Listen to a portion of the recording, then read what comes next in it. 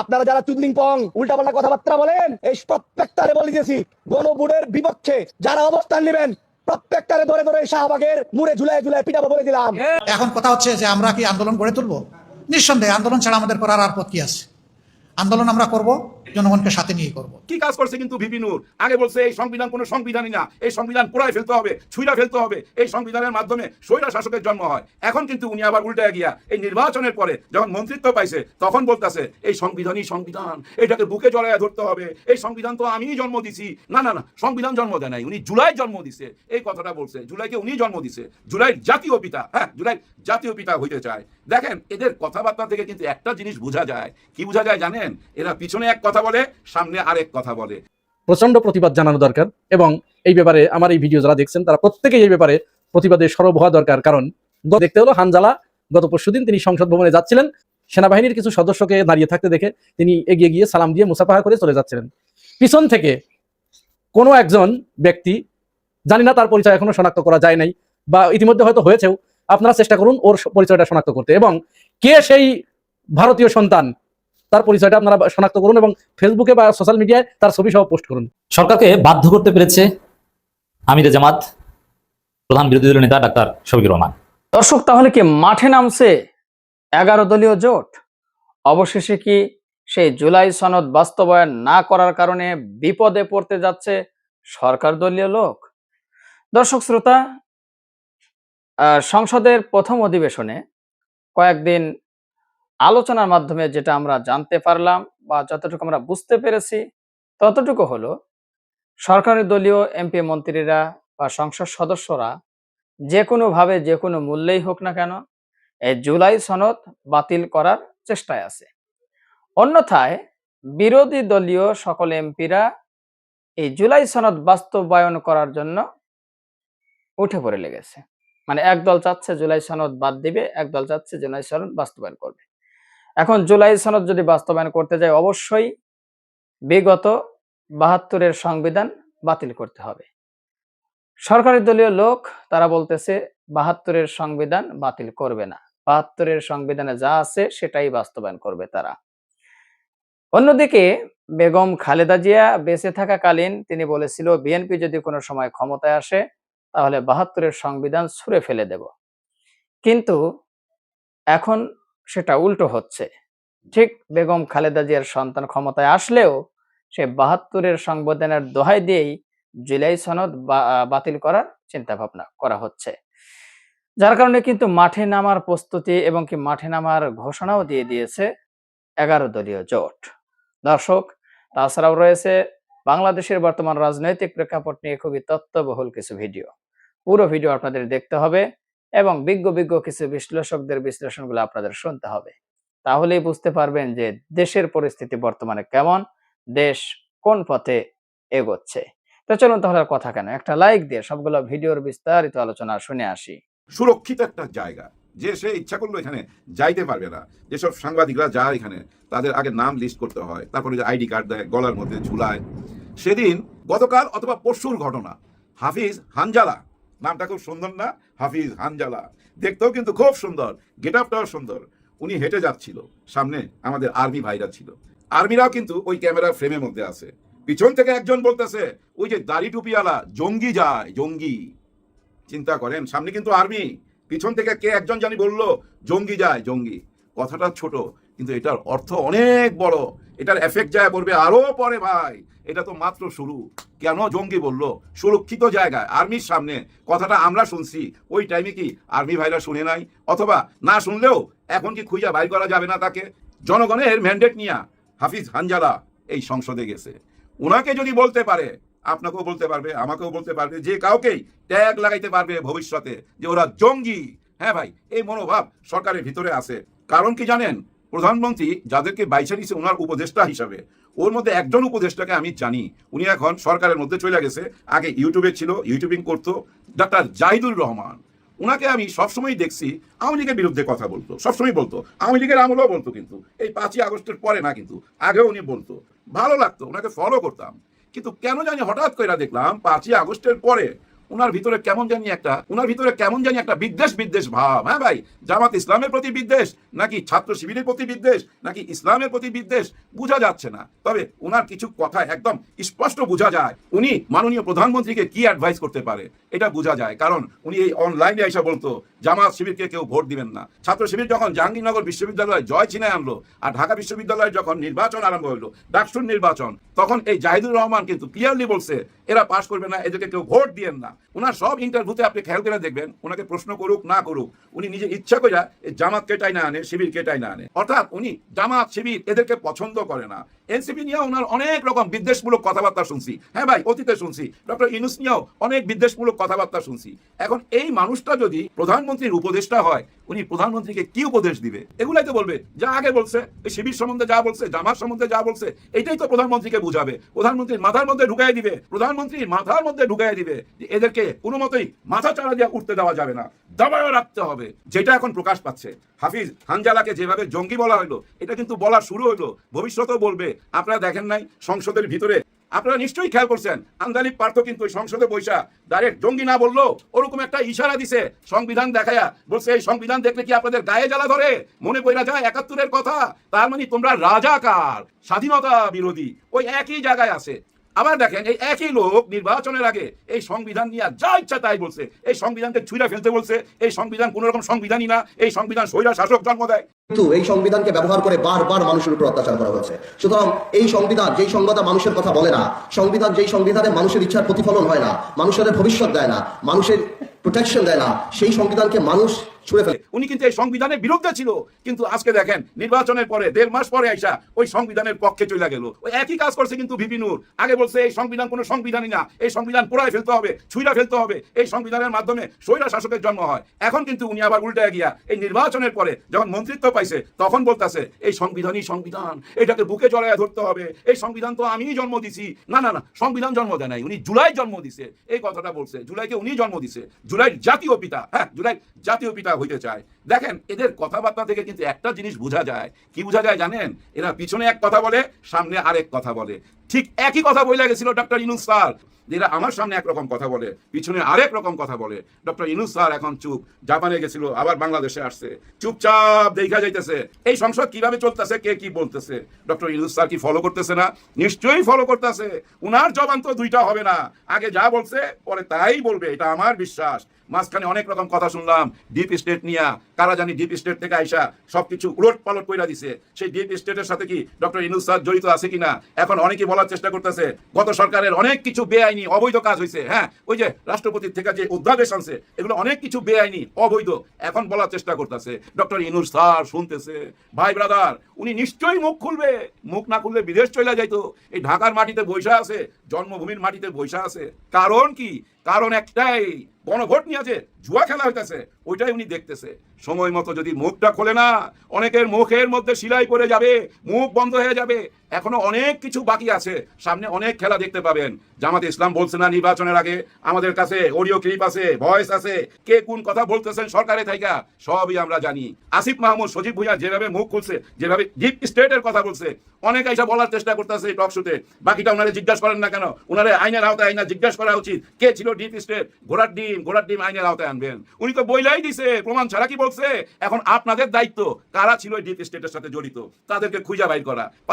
পারবেন না, কারণ তারা তো আপনাদের সঙ্গে সেলফি তোলে না, তাদেরকে দেখা যায় না, তারা ক্যামেরার সামনে আসে না, তারা জনগণের কাছে ভোট চাইতে আসে না। জনগণের ভোট তাদের দরকার হয় না, বরঞ্চ জনগণের ভোটটাকে কোন বাক্সে রাখবে, ডাইনে না বায়ে, এইটা সিদ্ধান্ত নেয় তারা। তারা তো টপ বস। হ্যাঁ, টপ বস। ওই যে রুমিন ফারহানা একটা কবিতা বলছিল না, শেখ হাসিনার আমলে সংসদে একটা কবিতা বলছিল। ভাই, কবিতাটা আপনাদের মনে আছে?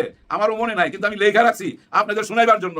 এই যে দেখেন, সুষ্ঠু হয়েছে নির্বাচন, ভোট দিয়েছে প্রশাসন, তাকিয়েছিল জনগণ, তার নাম বাংলাদেশের নির্বাচন।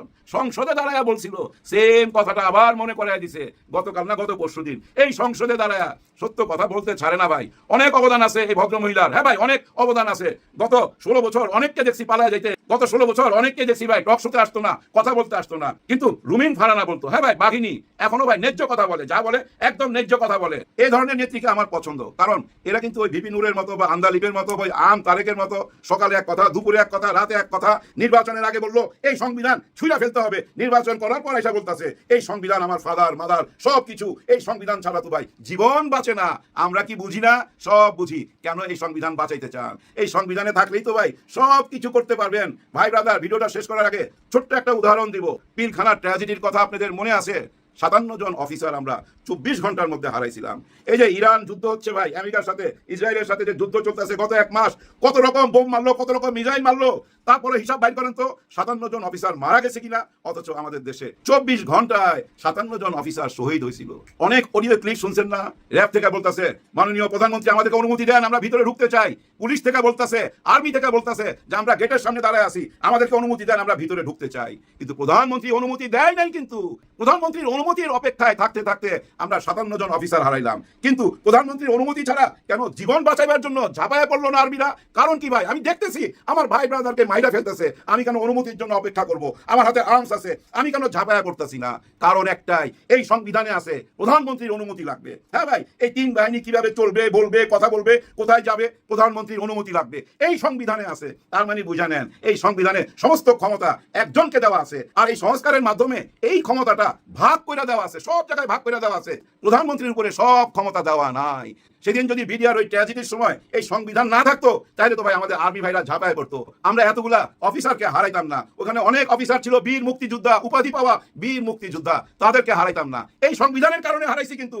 আর এই সংবিধানের কারণে অনেক কিছু হারাবেন ভবিষ্যতে, কিন্তু মাইনা নেওয়া যায় না, মাইনা নেওয়া যায় না। প্রায় 70% ভোট পায়া আমরা জয়যুক্ত হয়েছি। আমরা হ্যাঁ ভোট দিছি তো, আপনারা 51% ভোট নিয়ে সরকার গঠন করছেন, কিন্তু 2টা ভোট দিবার জন্য একটাই দাগ দিছিল। এই জায়গায় একটাই দাগ দিছিল, কালির দাগ। ওই একটা দাগের মধ্যে 2টা ভোট দিছি, একটা মাইনা নিছেন, আরেকটা মানবেন না। সেটা কি হয়? না, হয় না। জামাত ইসলাম আর বিরোধী দল এটা বুঝা ফেলাইছে যে এখানে খালি শিক্ষা দীক্ষা চলবে। হ্যাঁ ভাই, খালি জ্ঞান দেওয়া হবে, সংবিধান কি সংবিধান কি এটা নিয়ে লেখাপড়া হবে। এই সংসদে বৈশা কোটি কোটি টাকা নষ্ট করার দরকার নাই। আমার মনে হয় ওনারা একটা সিদ্ধান্তে চলে যাচ্ছে। সেটা কি? রাস্তায় জনগণের কাছে ওনারা যাইতে চায়, জনগণের দাবি পূরণ করার জন্য, জনগণের ভোটের দাবি পূরণ করার জন্য জনগণের সামনে যায় দাঁড়াইতে চায়। জনগণ কি ওনাদের পাশে আছে কি না সময় বইলা দিবে। বিরোধী দল তো বুঝা ফেলাইছে ভাই, এই সংসদের কোটি কোটি টাকা খরচ কইরা এসিতে বৈশা শুধু আলাপ আলোচনা হবে, চা পান খাওয়া হবে। যেভাবে চা পান খাওয়া হয়েছিল 200 দিন, হ্যাঁ ভাই, ডক্টর ইউনূসের আমলে 200 দিন চা পান খায়া যেসব সিদ্ধান্ত নিছে, ওই একই আলাপ করতেছে এখনো। ওই 200 দিন যা আলাপ হয়েছে এখনো ওই একই আলাপ কিন্তু আগাচ্ছে না। বিরোধী দল এর মধ্যেই বুঝা ফেলাইছে ভাই, এই এসির মধ্যে বৈশা, হ্যাঁ, সংসদ ভবনে প্রতি ঘন্টায় ঘন্টায় ভাই কোটি কোটি টাকা খরচ হয়। ওইখানে এসির বাতাস খায়া এই দাবি পূরণ হবে না।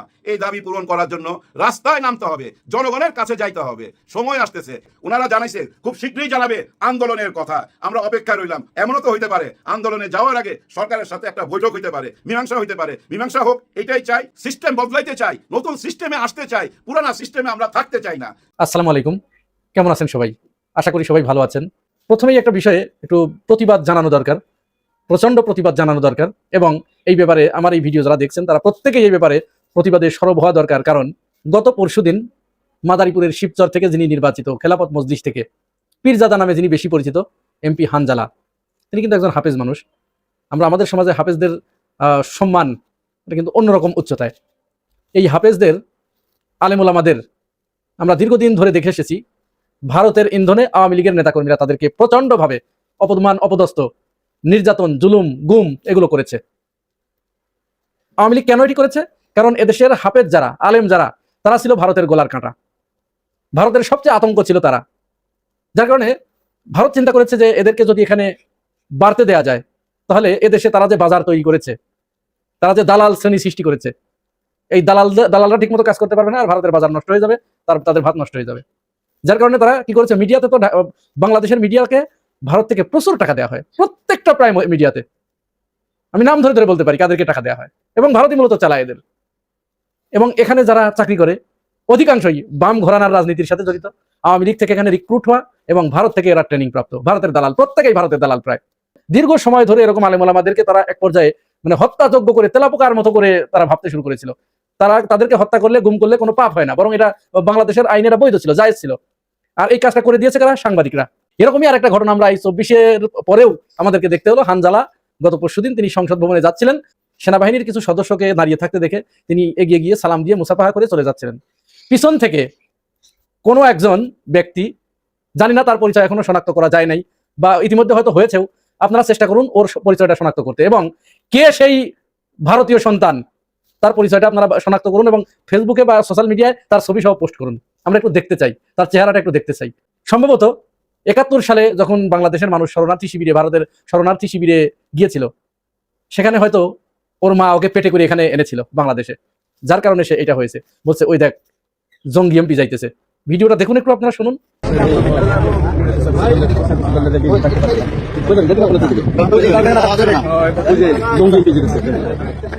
যে এটা বলেছে ও বাংলাদেশের সন্তান নয়, কোনো মায়ের সন্তান নয়, কোনো মানুষের সন্তান নয়। আল মাহমুদের ভাষায় ওকে আমরা বলবো যে ইবলিশের ঔরস থেকে ছিটকে পড়া এক টুকরো আগুনের সন্তান ওরা।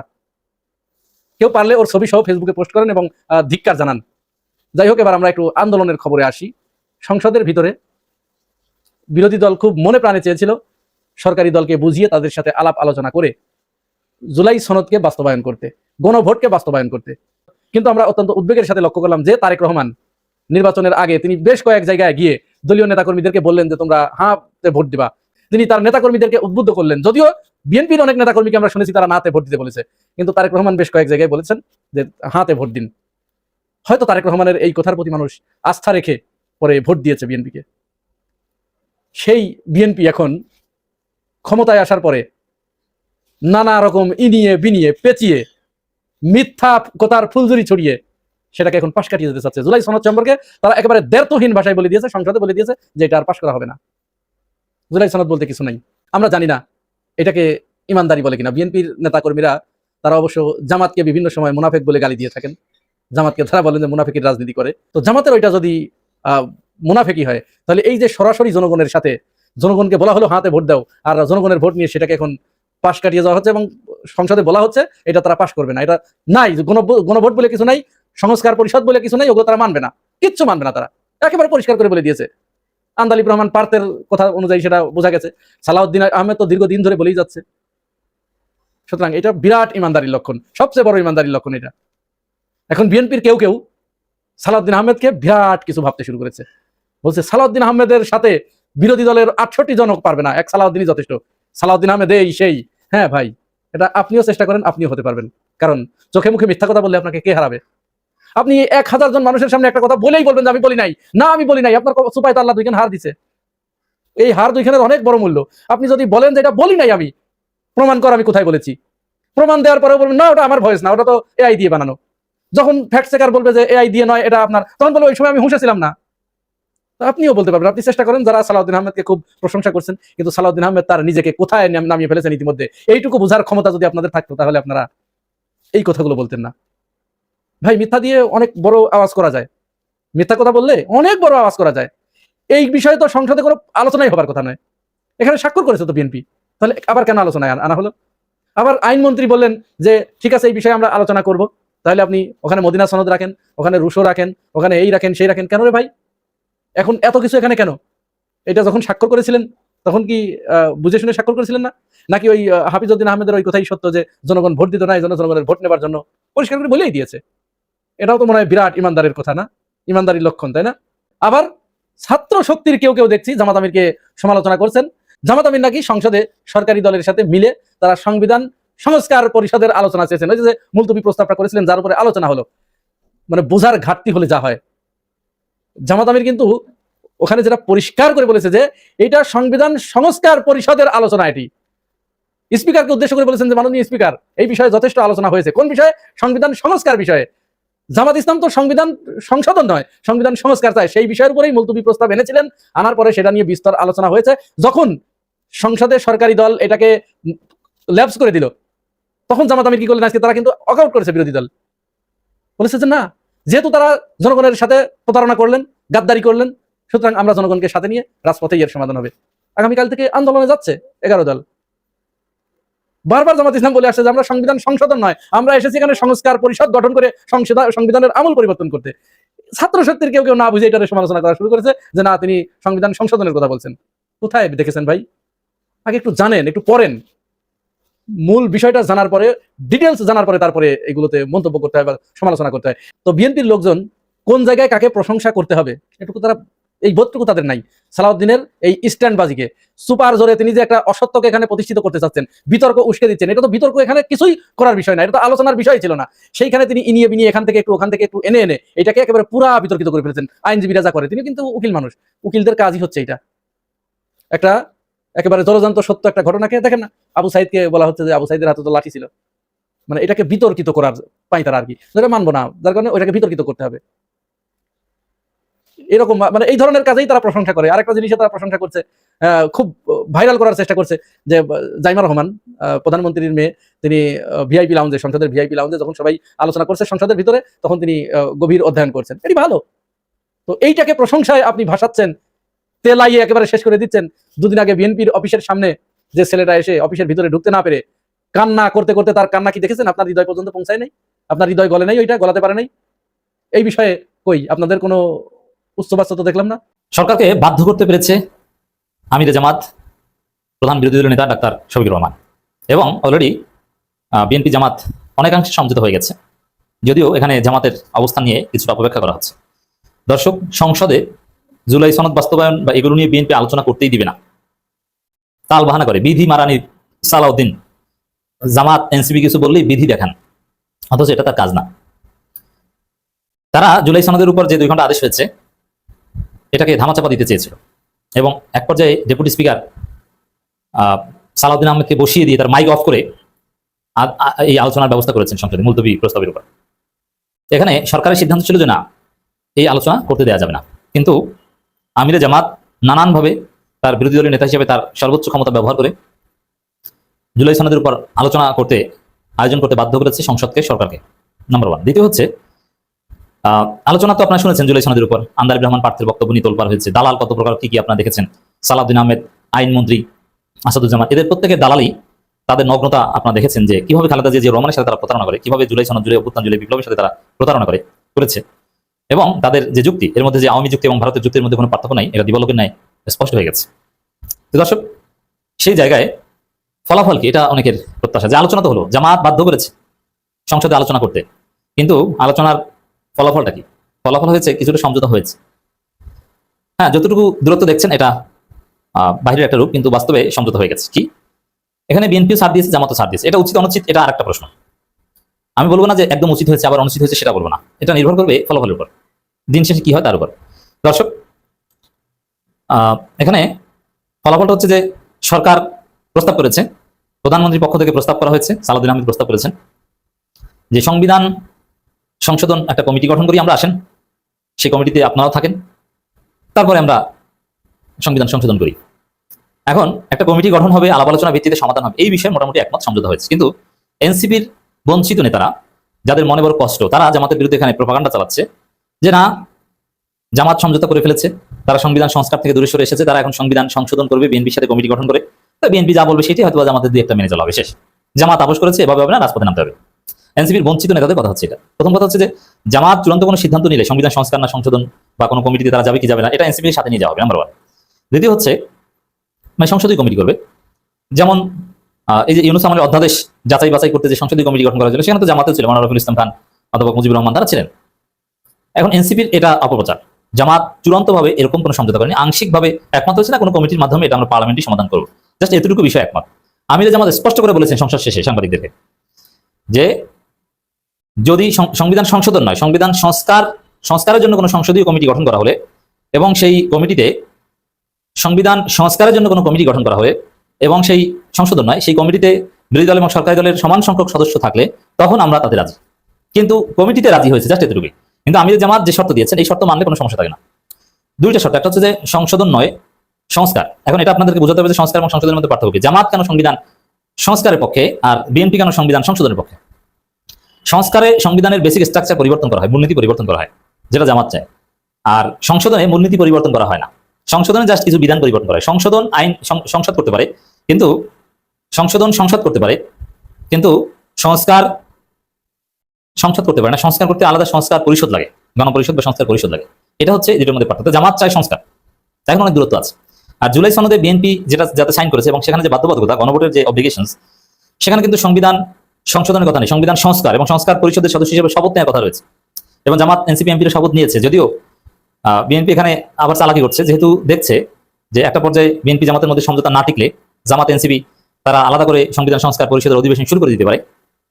তো সেই জায়গায় এখন শপথ নেওয়ার যে বিধান, সংবিধান সংস্কার পরিষদের সদস্য হিসেবে জামাত এনসিপি এমপিরা যে শপথ নিয়েছে, ওই শপথ নিয়ে এখন প্রশ্ন তুলছে বিএনপি এবং বলছে যে সিইসি শপথ লঙ্ঘন করেছে, আইন লঙ্ঘন করেছে, সংবিধান লঙ্ঘন করেছে, তিনি এভাবে শপথ দিতে পারেন না, আয়োজন করতে পারে না।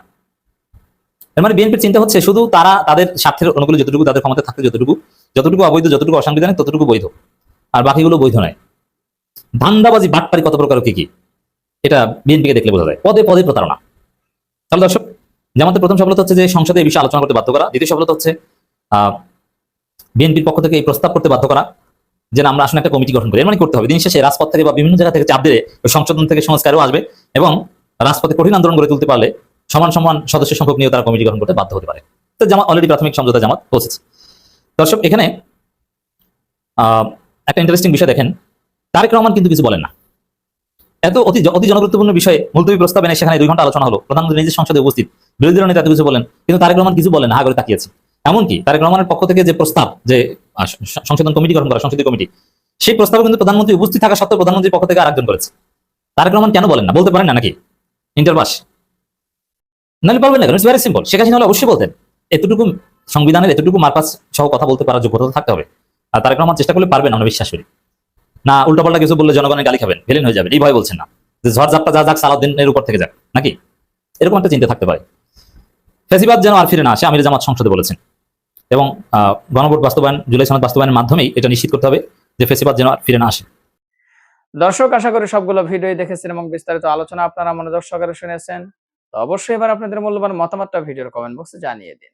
আর হ্যাঁ, পারলে ভিডিওটি শেয়ার করে সবার দেখার সুযোগ করে দিন। আর আমাদের এই চ্যানেলে যদি আপনারা নতুন হন, প্রতিনিয়ত এই ধরনের আপডেট, গরম গরম খবর পেতে আমাদের এই চ্যানেলটি সাবস্ক্রাইব করে আমাদের সাথে থাকবেন। ইতিমধ্যে যারা অলরেডি সাবস্ক্রাইব করে দিয়েছেন সবাইকে ধন্যবাদ জানিয়ে আজকের মতো এখানে বিদায় নিচ্ছি। দেখা হবে নতুন কোনো ভিডিওতে। সে পর্যন্ত সবাই ভালো থাকবেন, সুস্থ থাকবেন। আল্লাহ হাফেজ।